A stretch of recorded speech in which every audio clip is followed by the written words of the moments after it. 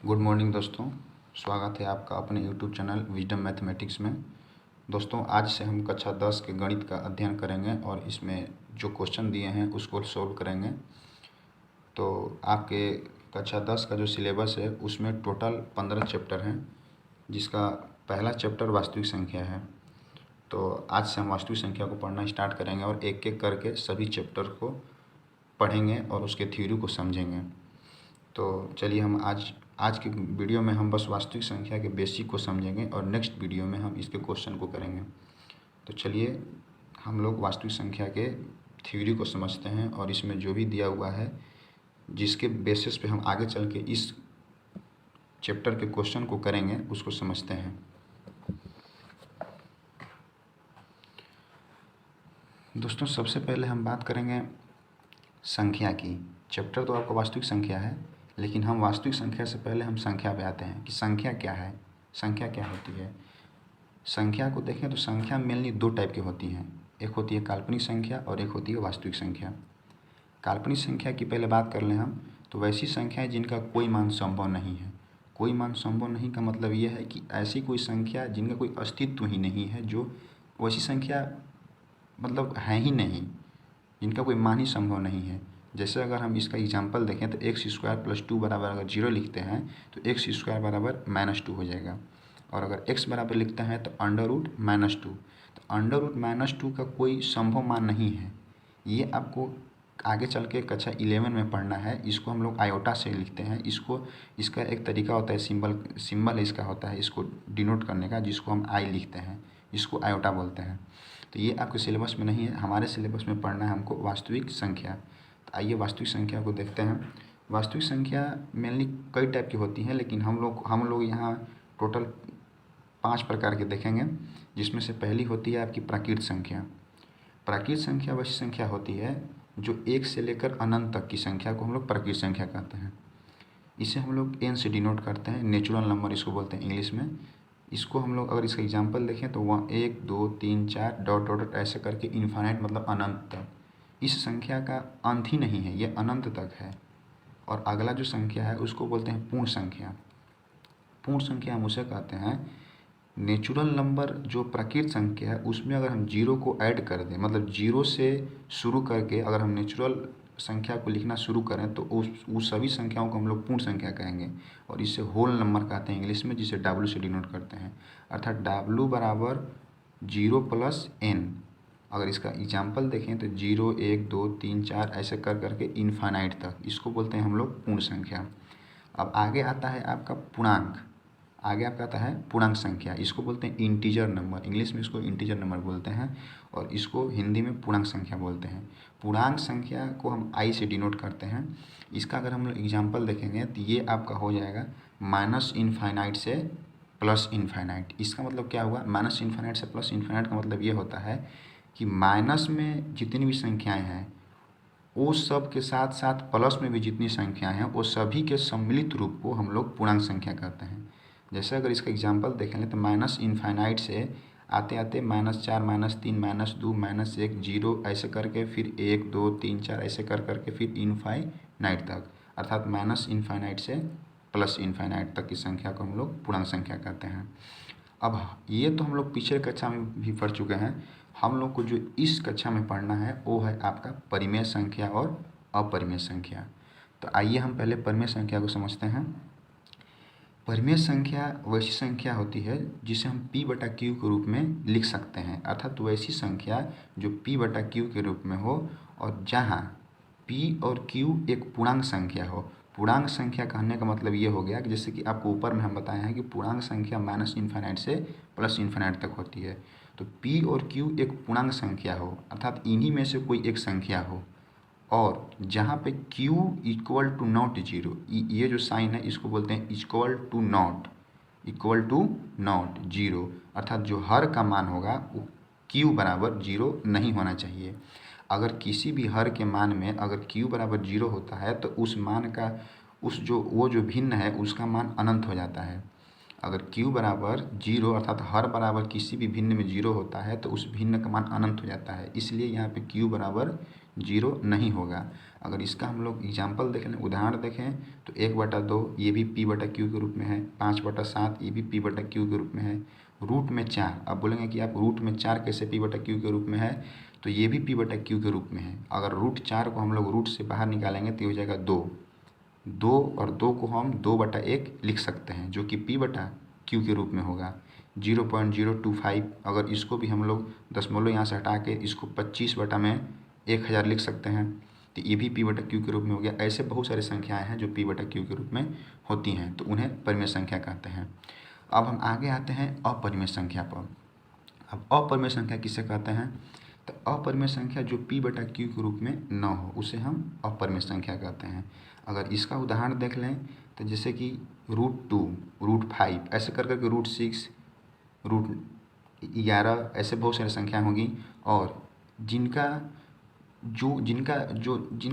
जो दशमलव प्रसार है वो अशांत हो, जैसे कि 0.1011101110 ऐसे कर करके, और पाई और ई, ये पाई और ई जो हैं ये दोनों बहुत इम्पोर्टेंट हैं, खास करके पाई, क्योंकि ये आपके एग्ज़ाम में डायरेक्टली 1 नंबर में पूछ लेता है कि पाई कैसी संख्या है और ई कैसी संख्या है। तो ये दोनों संख्याएं आपकी अपरिमेय संख्या है।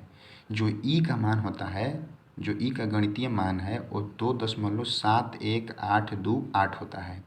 अब ई आपके सिलेबस में नहीं है, ये आपको आगे चल के 11th में पढ़ने को मिलेगा, जो कि लॉग में यूज होता है, जैसे कि लॉग ई होता है, तो आपको 11 में पढ़ने को मिलेगा। तो अभी इस पे हम लोग बात नहीं करेंगे, हम लोग बात करेंगे पाई पे, कि पाई क्या होता है। आप लोग आज तक बचपन से पाई को पढ़ते हुए आ रहे हैं, लेकिन वास्तव में पाई होता क्या है शायद आप लोग को नहीं मालूम होगा। ऐसे बहुत कम ही बच्चे होंगे जिनको पता होगा कि पाई होता क्या है। बस हम लोग ऐसे रट लिए हैं कि पाई का मान 22/7 होता है, 3.14 होता है, लेकिन पाई होता क्या है, आखिर ये पाई आया कहाँ से। तो अगर हम लोग इसको समझेंगे तो पाई एक ऐसी गणितीय नियतांक है, पाई भी एक गणितीय नियतांक ही है, क्योंकि इसका भी मान एक फिक्स होता है 3.14 या तो 22/7, जिसका संख्यात्मक मान, पाई एक गणितीय नियतांक है जिसका संख्यात्मक मान किसी वृत्त की परिधि और उसके व्यास के अनुपात के बराबर होता है।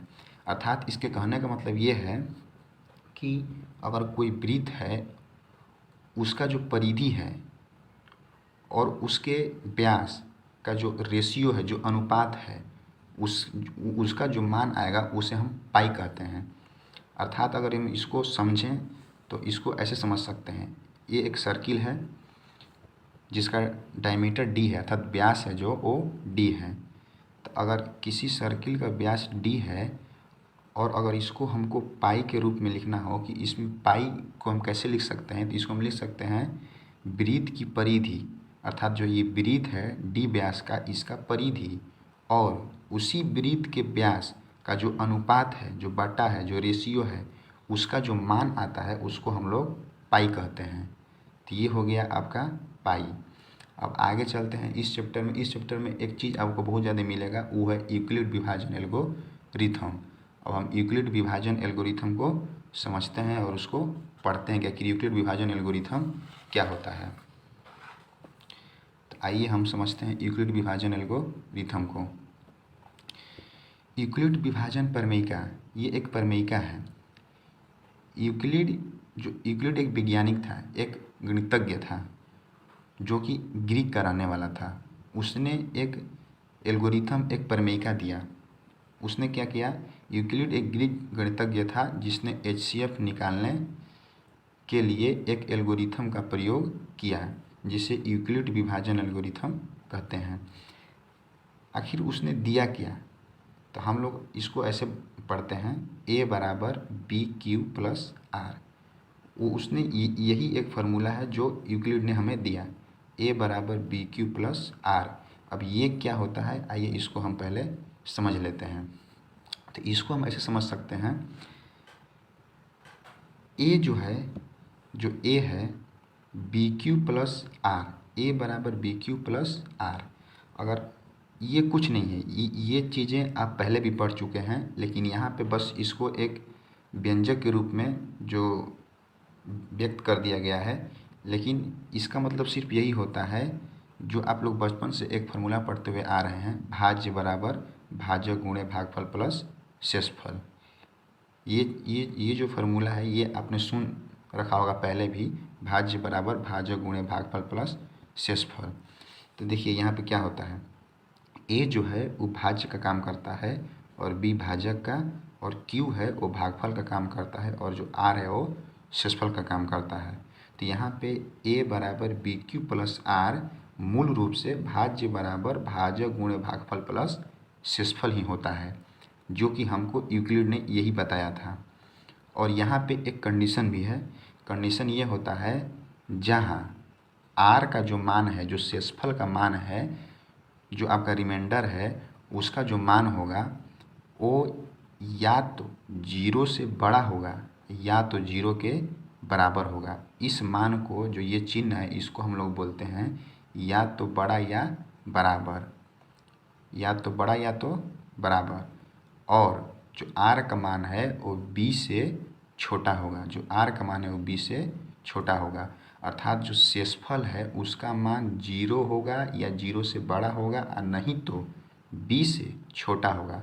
अब यहाँ b कहने का मतलब ये है कि b का मतलब भाजक होता है, अर्थात जो भाजक का मान होगा, जो भाजक का मान होगा वो r से हमेशा क्या होगा, बड़ा होगा। अर्थात r का जो मान है वो हमेशा भाजक से छोटा होगा। अगर r का मान बड़ा रहता, अगर शेषफल बड़ा रहेगा तो हम लोग एक बार इसमें और भाग लगा सकते हैं, लेकिन जब शेषफल छोटा हो जाता है तो हम लोग भाग नहीं लगा पाते हैं।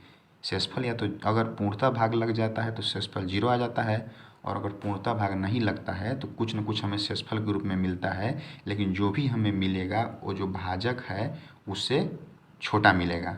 ठीक है, तो यहाँ पे वही बात लिखा हुआ है, इससे आपको घबराना नहीं है।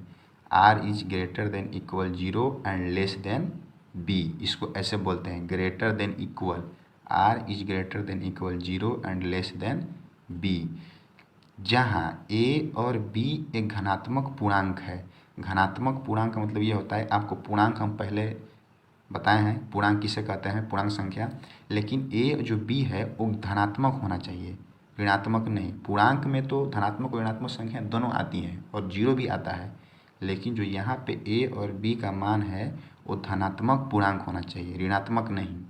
जो यहाँ पे ए है और बी है वो दोनों का मान हमको धनात्मक अर्थात पॉजिटिव होना चाहिए, ऋणात्मक नहीं होना चाहिए। ठीक है, तो ये आपका इस चैप्टर का थ्योरी रहा। अब हम लोग इस चैप्टर का जो न्यूमेरिकल है अर्थात जो क्वेश्चंस हैं उसको हम लोग नेक्स्ट क्लास में समझेंगे।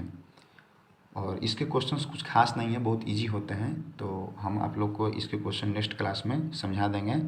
और दोस्तों, अगर आपको समझ में आया तो एक बार वीडियो को लाइक और चैनल को सब्सक्राइब कर दीजिए। और अगर आपको कोई भी प्रॉब्लम हो या कोई भी समस्या हो क्वेश्चन को लेकर या थ्योरी को लेकर, तो आप वीडियो के डिस्क्रिप्शन में मेरे टेलीग्राम का लिंक दिया हुआ है, आप उस पर जाकर आप अपने प्रॉब्लम और समस्या को पूछ सकते हैं, और आप वहां से इसका PDF के रूप में नोट्स भी ले सकते हैं। ठीक है, ओके, थैंक यू, जय हिंद।